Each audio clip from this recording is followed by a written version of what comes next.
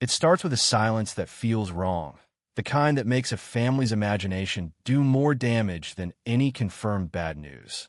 Archie is supposed to be away at a lodge convention, a harmless little trip that should end with him bursting through the door loud and proud, as if he'd been elected mayor of whatever hotel ballroom he wandered into. Instead, there's nothing. No call, no check-in, no smug "I'm fine, I'm busy."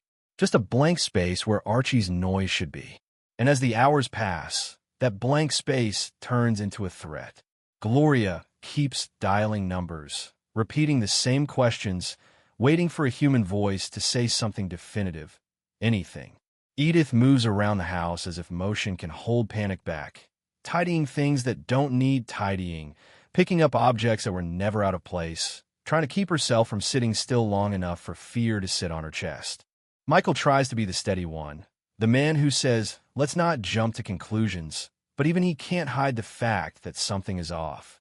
Archie is not the type to disappear quietly. If he misses a bus, he complains.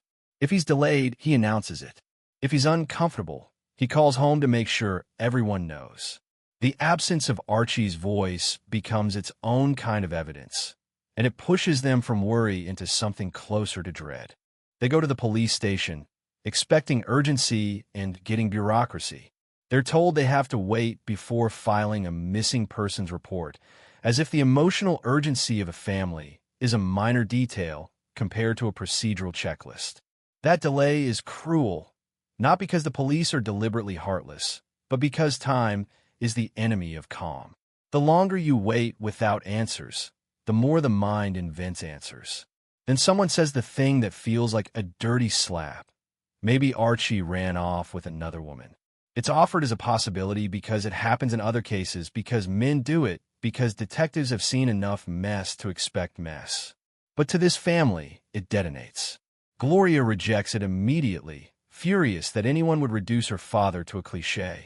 Edith reacts with a complicated mix of hurt and reluctant hope, because even betrayal is a form of certainty, and certainty can feel like relief when the alternative is imagining Archie hurt somewhere with nobody helping him. Back at home, fear turns the apartment into a theater of speculation. Michael starts searching through Archie's personal items as if a personality can be reverse-engineered into a location. He looks at souvenirs, photos, little scraps of Archie's life that would normally be junk and now feel like clues. Gloria keeps calling the lodge, calling the convention offices, calling anyone who might have seen him. Edith tries to keep faith, but you can see her struggling because loyalty doesn't stop imagination. Love doesn't stop the mind from asking, what if? Then Stretch Cunningham shows up, bringing the kind of casual swagger that feels almost offensive in a crisis. He jokes like this is just another day. He claims Archie was excited about the convention, acting normal, acting like he'd be back in no time. But then Stretch mentions Mildred Boom Boom Turner, the receptionist at the plant, the woman with the kind of nickname that practically writes its own scandal. Stretch says Archie has been admiring her, making comments, hovering, soaking up her attention like it's a drug. Michael's eyes light up, because Michael is the kind of person who believes every messy theory is more plausible than a clean one. In his mind, the affair angle is not only possible, it's the most entertaining explanation. And fear helps him sell it. Because the moment a theory offers certainty, people latch onto it, even if it humiliates them. Gloria calls the plant. She tries to reach Boom Boom. The answers are vague. Boom Boom is sick. Boom Boom is out.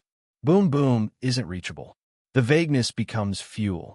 If Boom Boom can't be located and Archie can't be located, then the mind draws the line between them. Pictures appear. Archie standing near Boom Boom, smiling, close enough to suggest intimacy. Edith looks at those pictures and feels a kind of pain that isn't only jealousy. It's the pain of realizing she might be losing Archie in a way that makes her feel replaceable. Gloria feels rage on her mother's behalf. Michael feels smug satisfaction that his cynical worldview might be right. And that's the dark joke of the situation. A family in panic begins to rehearse emotional violence against a man who might actually be in danger. They start building speeches, punishments, accusations, not because they want to be cruel, but because cruelty feels like control. If Archie betrayed them, then they can fight him. If Archie is simply missing, they can't fight the void. Then Boom Boom herself shows up, and reality walks in like a slap. She's not hiding Archie. She's offended at the rumors. She has her own boyfriend, her own life, and she's irritated that Gloria and the family have turned her into a character in a story she didn't consent to. She explains the pictures in the most deflating way possible. Archie likes attention. Archie likes being near her because it makes him feel important. Archie jumps into photos and collects the illusion of closeness like a souvenir. But nothing happened. There was no romance. No secret getaway. No fight. The family's humiliation is immediate. They've built a scandal out of fear. Gloria feels foolish and furious. Michael has to swallow the fact that he was wrong, and he hates being wrong. Edith feels relief so deep it almost makes her dizzy. But relief isn't a finish line. It's just the removal of one terrifying possibility. Because the real problem is still there. If Archie isn't with Boom Boom, he's still missing. And then, finally, the phone rings with the call they've been begging for. Archie is alive. Archie is fine. Archie returns with a story so bizarre, so chaotic, and so perfectly Archie that it almost feels like an insult to the terror they've lived through. His disappearance wasn't a crime.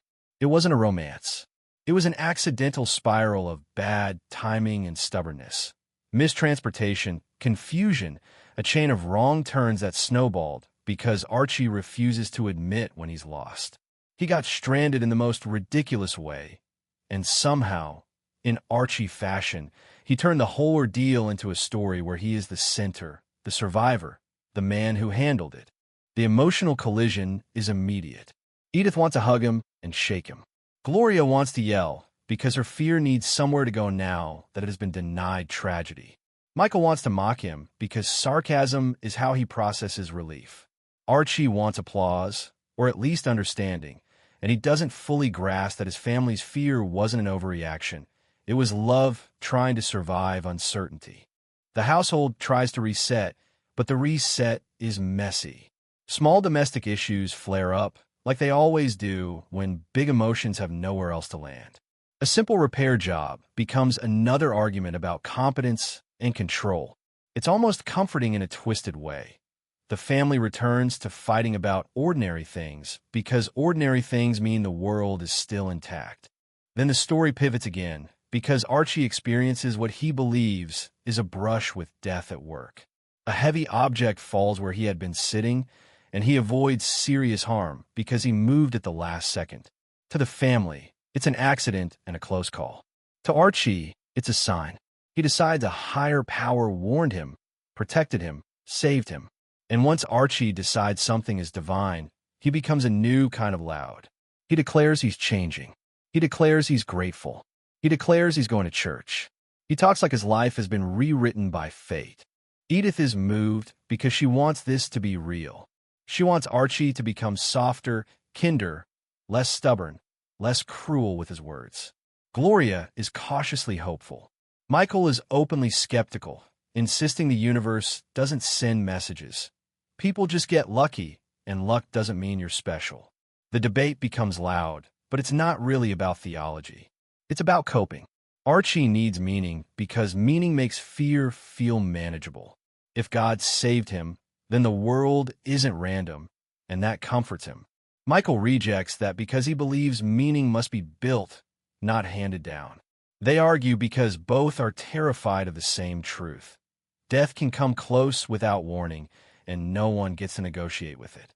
Archie's new religious phase quickly reveals its complicated side. He doesn't become gentle, he becomes righteous. He insists on rituals, on grace, on showing off his devotion like proof. He wants the family to validate his transformation. But then faith becomes expectation. He buys a raffle ticket and convinces himself he's destined to win a color television. The ticket becomes a test. If he wins, it's divine reward. If he loses, it's frustration. When he loses, you see the fragile edge of his devotion. His faith is sincere, but it's also tangled with bargaining. He wants miracles, and he also wants prizes. Then the church asks him to prove commitment in the most inconvenient way possible, driving a bus for seniors on Sunday afternoon, exactly when he wants to watch football. Suddenly, devotion costs him something real. Archie agrees, then resents it. He looks for excuses. He struggles with the idea that being good might require sacrifice, not just speeches. And that's where the story's sting lives. A man can declare faith loudly, but the real test is whether he'll keep his promises when they interfere with what he loves. By the end, the family has been dragged through the emotional ringer. Terror from silence, humiliation from suspicion, relief from Archie's return, and then a new conflict born from Archie's need to turn fear into meaning. The twist isn't just that Archie wasn't missing because of scandal or tragedy. The twist is that the household's panic reveals how fragile love becomes under uncertainty, and how quickly people invent stories to protect themselves from a void. Archie comes home alive, but the family learns something uncomfortable. Sometimes the worst part of a crisis is not the event itself. It's what your mind does when it can't find the truth fast enough.